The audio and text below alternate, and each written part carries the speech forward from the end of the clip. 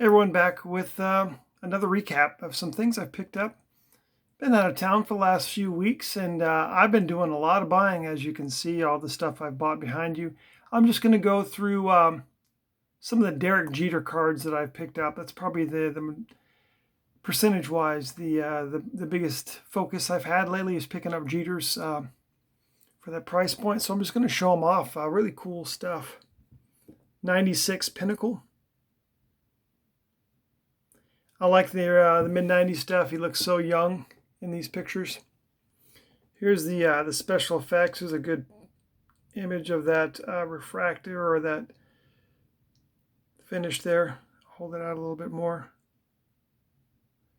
Once again, I think some of these, like this one, definitely has the eye appeal of an 8 or higher on that one. Some of the more common ones, I picked up a couple more of these 96 tops. Somewhat considered, see that future star on the right corner? Some consider this 96 is his rookie year. He was the rookie of the year in 96. And so this card has some popularity due to that. The 96 Chrome, is that the first year of Topps Chrome as well? I need to pick up the Jeter from that year in the Chrome set. He has a pretty high premium compared to the paper. Here we go, staying with 96, a Topps Gallery.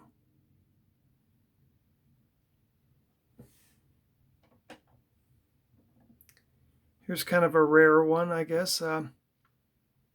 97 Collector's Choice. This is the All-Star Connection. You'll see a lot of inserts in here. I like that they have low pops, and they're not going to get higher anytime soon. And with the cost to get things graded, I don't expect to see a bunch of these exploding in the future. But you never know. This kind of reminds me a lot of collecting Michael Jordan, 5 years ago. Or even 3 years ago. I could buy some cheap Jordan stuff, nines, his main playing deers for $5 or $6, and now you're going to pay $20 for that same card. A really cool piece right here. This is the 97 SPX, the bronze variation. I love 97 SPX.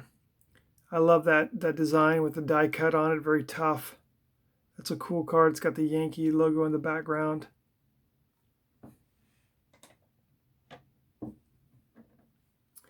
Here's his 97 Topps. In a 7, I bundled this with another card.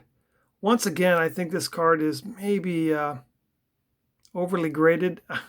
It's got a little bit of a nick on one of these corners, but overall a very solid card, good centering. And you see that's Jeter's rookie cup. Then the 97 Gallery. Here's a card that's got a low population report on it. You're talking like 25 total graded. Not that they're ultra expensive cards, and there may be not a high demand for these cards as of yet, but it's cool to get rare stuff. UD3. Got this one in a little lower grade. Once again, it's from that same serial run that you're seeing a lot of cards that are being overly graded, as if PSA is saying, hey, I'm going to stick it to you. Don't come back.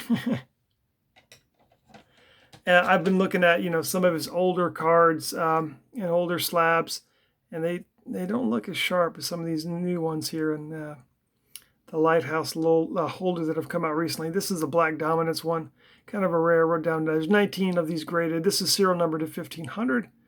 Pop of 8, 4 higher of these. And if I can get a card like that for under $20, that's what I'm aiming for. Here's the SPX Excitement. That's a really cool looking card, even though it's just a near mint to mint 8. It has really good corners and edges. I don't know why that's not higher than 8. Back is clean too. Yeah, once again, I imagine the folks that sent these in were expecting to get 9s out of them. Or nice shiny gold label from 2000. Once again, it's got a little bit of a corner issue up there, so I guess that would warrant an 8. Don't have any problem with that, but boy, does that thing have outstanding eye appeal. Just could look at that all day. Here's the 2000 Ionics. This is just the base.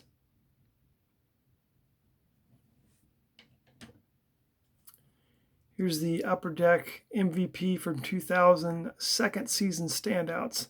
It's got a little bit of a shiny finish to it, a little bit of a refractor finish, if you will, and a mint 9. Here's a cool die cut, and it has a refractor finish. So two things that I look for in a card, and it's a rare. Is it Flair Genuine? It's at large. I believe that's an insert as well. Pretty sure that's an insert. Yeah, 1 of 15. So I don't know what the how difficult that insert is. Maybe I'll do a little research on it. But I just saw this card. I knew when I saw it I was going to win it. Didn't pay a lot for it, but I'm glad I got it. All right, here's another rare piece, the 2001 Flair Legacy Jeter Collection.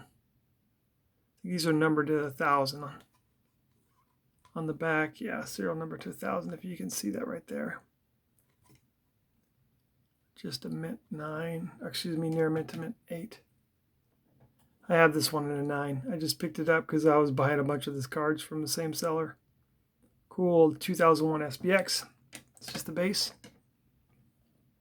Here's a 2001 Topps Golden Anniversary insert. Mint 9. This is glistening gold. Interesting. Yeah, it's been really fun, and I've enjoyed looking for these Jeters, and with his pending enshrinement to the Hall of Fame, I think it's coming up here shortly. A lot of people are putting things on the market, trying to capitalize on that popularity, and hey, yeah, put them out there, man. I'm trying to pick them up left and right. Not at all worried about these Jeter cards keeping value. Here's a really sharp looking 2002 refractor. I actually don't have this 93 Bowman rookie, so this is the second best thing. Get it in a refractor. It's got that 90 shine, even though it's a 2002. Just crazy shine on that. Really cool. Like that. 2002 Flair Triple Crown, the Diamond Immortality.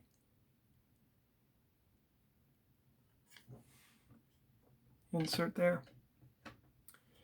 And a little bit of Topps Heritage from 2002. Playing off what his card would look like in 1953. Then the 2008 Stadium Club. A couple base here. I bought this one. I didn't even really quite know what to expect. This opening day flapper cards. But if you can see, there's all kinds of lines. This is like almost, does it collapse on itself? It's weird. Weird looking card. On the back, you can see maybe the ridges and edges. It's different. I'll leave it at that, different. But a mint 9. Cool card, though. Can't imagine there's a lot of them out there. Just a Topps 206 base from that set from 2010. Pretty plain Jane on that.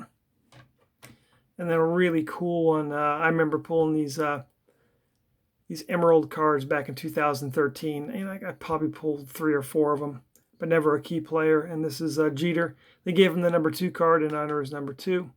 Towards the tail end of his career. Just a cool card. And then a couple of ungraded.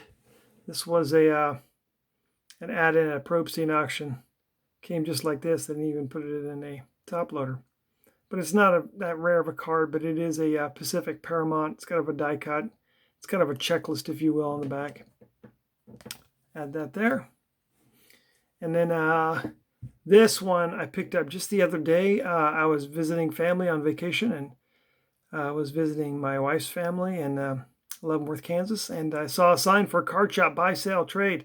Stopped in there and talked to the guy for about an hour, and this was one of the cards I picked up, bundled it with a couple others. This is probably near mint to mint 8.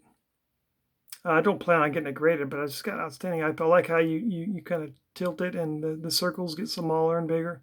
Really cool. This is a Flair Tradition 1998 insert, 1 in every 20 packs.